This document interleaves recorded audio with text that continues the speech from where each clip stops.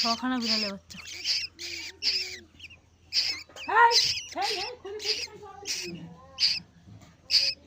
কাকদা এখানেই ছিল, আবার চলে গেছে। এইটার চোখ ফুটেছিল না, ওটার হালকা চোখ ফুটেছিল, এটার চোখ ফুটেছিলই না, তাই 2-3 দিন রেখে দিয়ে চোখ ফুটে গেছে।